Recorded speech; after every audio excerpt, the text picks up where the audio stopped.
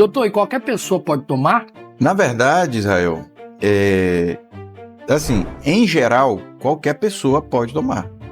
A gente tem casos seletos, assim, que pacientes com algumas comorbidades, algumas doenças mais sérias, que a gente evita mais por conta do estado do paciente, de alguma doença.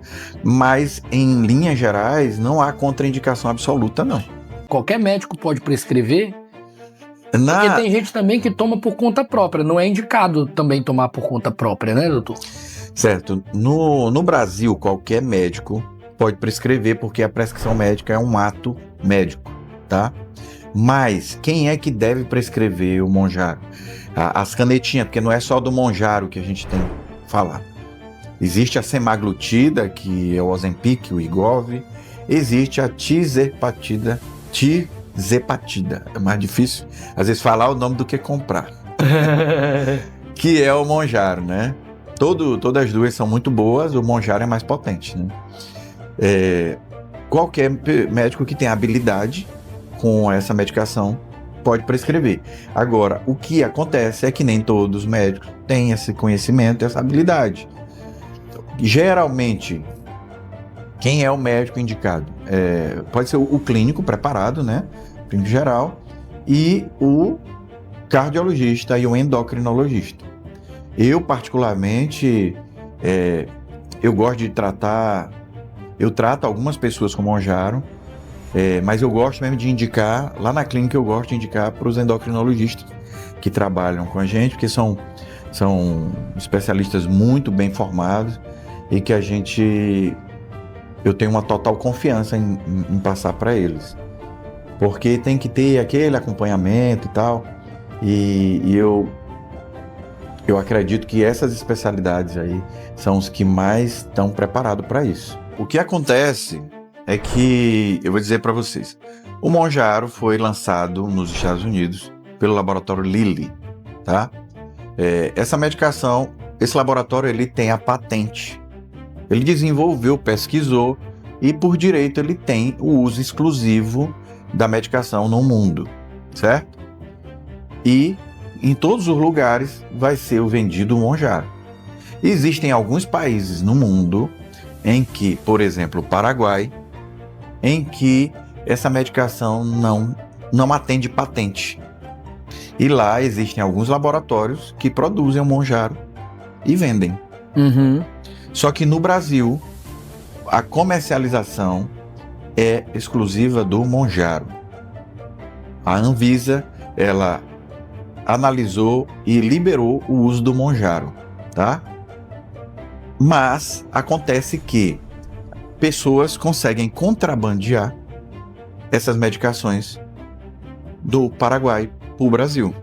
Se no frascozinho daquela medicação existir a tizepatida em qualidade e segurança, não tem problema nenhum. Entendi. Não tem problema nenhum. Mas quem é que garante que aquela medicação ela é segura? Ela realmente tem aquela quantidade de substância? No Brasil, quem garante isso é a Anvisa. Por isso é que não há liberação. E por isso é que, se houver comercialização dessas medicações aqui, é configurado como uma infração. E a gente já viu gente sendo preso, né? Verdade. Por isso. Como é que o Monjaro atua? Ele vai atuar no intestino e vai atuar na cabeça. Quando você atua no intestino, ele tem lá o mecanismo de ação, e quando você retira a medicação, aquilo volta a funcionar, tá? Quando você... O efeito que é tido aqui na mente, que você inibe aquela sensação de... Você inibe o apetite, aquela vontade de comer, fome, né?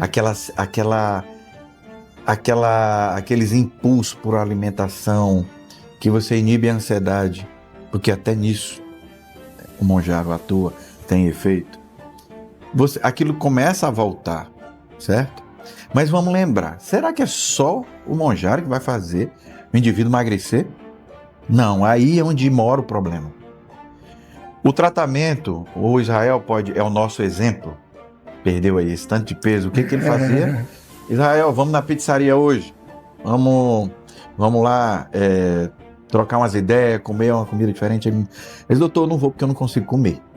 Eu tô me reeducando, eu tô comendo só uma saladazinha, um pouquinho de arroz, um pouquinho de carne grelhada e tal. É verdade. Desse jeito. E aí eu entro no Instagram, recebo aqui Israel na academia. Todo dia lá, malhando, fazendo musculação, aeróbico. Então, não houve só o uso da medicação. Houve também uma mudança de estilo de vida. Dieta, atividade física e comendo, se alimentando com qualidade, né? É verdade. Então, à medida que você vai fazendo essas duas coisas, você consegue equilibrar não só com a medicação, ainda tem mais. A obesidade é uma doença crônica. É uma doença crônica. É igual você que é viciado em droga.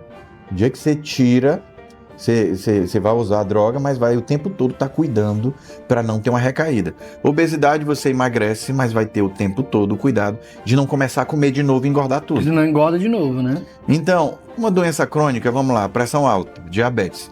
Você vai deixar de tomar remédio de pressão alta? De tomar remédio para diabetes? Não. Você vai tomar um Mounjaro. Tem pessoas que vão fazer uso contínuo, ou pelo menos vai usar durante um período prolongado. O seu médico vai acompanhar isso. Por isso é importante você ter um médico que entenda desse tratamento, não qualquer um, ou então não você fazer por conta, tá? Você vai usar por tempo prolongado, enquanto a sua mente vai ser feito um desmame da medicação, sua mente vai acostumando e você vai manter aquela mudança de estilo de vida, dieta e atividade física. Aí você vai conseguir um sucesso no tratamento. Agora, aquelas pessoas que usam 2 ou 3 canetinhas, que ficam ali sem emagrecer porque logo tomam uma dose violenta, passam mal, emagrece 7, 10 quilos em um mês. Aquelas pessoas ali que param precocemente o tratamento, que não faz atividade física, dieta, elas têm uma tendência bem maior de voltar ao peso. Doutor, e depois que a pessoa toma, pode parar, depois voltar de novo? O organismo cria resistência em algum momento? Como é que é? Conta pra gente. Então, quando você para a medicação, o teu organismo cria aquele mecanismo de rebote ali. A tua mente, o teu intestino, ele começa a se preparar para aquela situação. Quando você volta a tomar a medicação, o efeito diminui muito. Às vezes você tem que tomar doses maiores para poder ter o mesmo objetivo. Então pode sim acontecer isso aí. Doutor, e quem toma outros medicamentos, como por exemplo, remédio para ansiedade, remédio para pressão, remédio para arritmia, para coração, enfim. O cara tem outro problema de saúde, seja qual for, e aí ele tá querendo tomar Mounjaro, ou como é que é? Pode ou não pode fazer essa mistura? Não, o cuidado é o seguinte, essas medicações, ela tem gente que fica sem conseguir comer, sem conseguir se alimentar, vomita muito, e aí pode ter algum transtorno ali de eletrólito, né? Ele vomita muito, não come nada, aí baixa o sódio, aumenta o potássio, baixa aumenta sódio. Existem distúrbios hidroeletrolíticos, até em casos de desidratação importante, você pode ter alterações ali transitórias na função renal. E algumas medicações, elas têm influência nesses pontos específicos. Então, o que a gente pede é que, naquele momento ali que começou a ter algumas alterações, procura o médico vai fazer alguma intervenção que consiga melhorar isso aí. Mas a questão de ser contraindicado, de jeito nenhum. Quando você fazia as cirurgias da obesidade, coisa que hoje vai ser cada vez mais difícil de você ver alguém fazendo. Por quê? Porque o Mounjaro substitui aquela cirurgia zona lá de obesidade, tá? Então, quando você fazia aquela cirurgia, que você perdia muita gordura, aquela gordura aumentava algumas substâncias no sangue, que passava pelo fígado e formava muita pedra na vesícula, tá? Essas pedras na vesícula poderiam se deslocar e entupir o canal lá embaixo e fazer pancreatite. Então, quando você ia ver emagrecimento, perder gordura, cálculo na vesícula, quantas pessoas vocês sabem que tem cálculo na vesícula que fizeram pancreatite? Muito poucas pessoas. Tá, então o Mounjaro também faz emagrecimento. As pessoas perdendo gordura podem fazer o mesmo processo, formar cálculo e pode o cálculo descer da vesícula e entupir o canal lá embaixo e fazer pancreatite. Agora, gente, pelo amor de Deus, isso é muito difícil de acontecer. E não foi, assim, vamos lá, um número altíssimo de pessoas, 10 mil pessoas, que podem fazer uma ingestão, que podem emagrecer com Monjaro e fazer pancreatite, tá? E não existiu, na verdade existiu uma associação de alguns casos de pancreatite com o uso de Monjaro. A associação significa que parece, mas não é comprovado, que o Monjaro pode provocar pancreatite explicada por esse mecanismo, tá? Então, se eu não tenho certeza, se não tem estudo provando isso, por que eu vou ficar propagando isso, desestimulando as pessoas ao fazerem o uso da medicação e não emagrecerem? Então eu estou fazendo uma atitude negativa, eu estou jogando contra os meus pacientes. Eu ficar colocando vídeo na internet dessa forma, fazendo terror. Tem um detalhe também que eu acho interessante de mencionar, doutor, que você falou aí, que diminui a ansiedade, que atua em outras partes do organismo. Você sabe uma coisa que eu percebi no Monjaro, quando eu tomei, é que até vontade de ingerir bebida alcoólica diminui, né? Dá tipo, essa pessoa, das vezes que eu tava tomando, que agora eu não tô tomando neste exato momento, tá com 2 semanas que eu não tomo. É interessante que diminui, tipo, dá uma saciedade de tudo. Você não quer comer, mas você também não quer beber, você não quer botar nada pra dentro. Não é interessante isso? É interessante, Israel, porque o Monjaro, ele tem o efeito no sistema nervoso central. Uhum. Existem várias regiões do cérebro e que o Monjaro atua. E como ele diminui aquele seu impulso por comida, aquele seu impulso por aquela gula, ele diminui o impulso também por outras coisas. Uhum. É impressionante como as pessoas relatam a diminuição pela vontade de beber. Existem estudos ainda em andamento mostrando que o Monjaro, ele diminui a tendência, ele tem uma tendência a diminuir o alcoolismo. Doutor, tomei Monjaro e meu cabelo tá caindo muito. O que é que eu devo fazer? Vamos lá, quando o indivíduo ele toma Monjaro, o que acontece? Ele perde muito peso. Ele diminui muito a ingesta calórica, come menos. Ele sofre um trauma muito grande no seu organismo ali.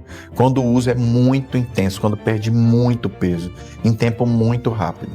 Tem pessoas que comem muito pouco, comem mal, porque o ideal é você emagrecer comendo, fazendo uma dieta saudável, para não acontecer isso aí. Você quer ver uma coisa? Mulher grávida. Depois que a mulher tem um menino, cai muito cabelo. Por quê? Porque foi um baque ali a gravidez, o parto. A gravidez toda, o parto, e aí vem o menino, aquela amamentação suga muito da mãe, o cabelo cai. É uma forma comparativa parecida aí com a questão do Monjaro. Não é a medicação que em si causa queda do cabelo. É aquele estado consumptivo ali de algumas pessoas que pegam muito pesado aí na perca de peso, no déficit alimentar, que vão perder nutrientes que fazem parte do ciclo capilar de formação do cabelo. A partir do momento que elas começam a melhorar a dieta, o pelo começa a crescer novamente. Doutor, existem alguns segmentos da imprensa, da mídia de nível nacional que está confundindo a cabeça da população, né? E a gente sabe que isso não é justo, né? Porque tem gente que segue o protocolo corretamente, orientado pelo médico, e que tem bons resultados, não é isso? Queria que você falasse um pouco sobre isso. Na verdade, é mais do que eu falei há pouco. Uhum. A mídia começa a falar de coisas negativas que chamam a atenção. Eu, por exemplo, a primeira vez que eu ouvi falar de pancreatite, que chegou lá no aplicativo de determinado veículo de imprensa, eu cliquei em cima e fui lá. E falou a mesma coisa que eu falei aqui. Uhum. Falou lá que era um efeito raro de acontecer, mas que estava sendo associado e tal. Mesma coisa a questão ocular, de problemas na visão. Isso aí é jogar contra. Jogar contra, não é a medicação, gente. O laboratório tá podre de rico, só com o lançamento dessa medicação. Nós é que precisamos dessa medicação. E aí, você vê alguns programas de televisão falando de alguns aspectos negativos da medicação, que prefere meios naturais. Gente, eu quero que o paciente emagreça. A medicação é fazendo dieta, atividade física? Maravilha.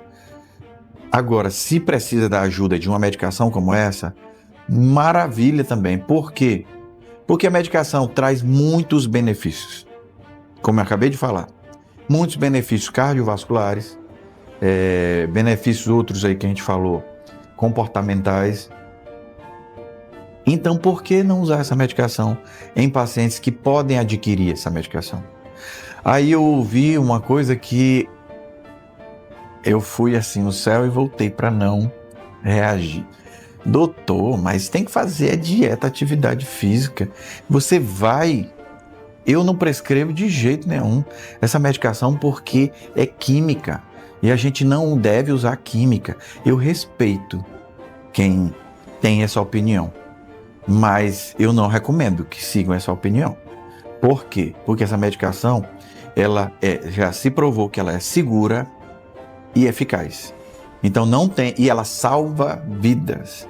Muito, muito, muito. Então não tem por que eu deixar de usar uma medicação dessa, porque ela é química. Tem um monte de química que a gente não vive sem. É verdade. Israel, vamos lá. Vamos pegar uma pessoa que tem pressão alta. Essa pessoa, eu disse isso hoje para um paciente. Vamos lá. A pessoa que tem pressão alta, você vive sem remédio? Não. E é uma química. Uhum. Que tem diabetes, você vive sem remédio? Não. E é uma química. Você tem artrite reumatoide, você vive sem um remédio? Não. E é uma química. Então, gente, vamos parar com isso. É uma medicação que veio para somar, veio para fazer uma mudança de paradigma no tratamento da obesidade.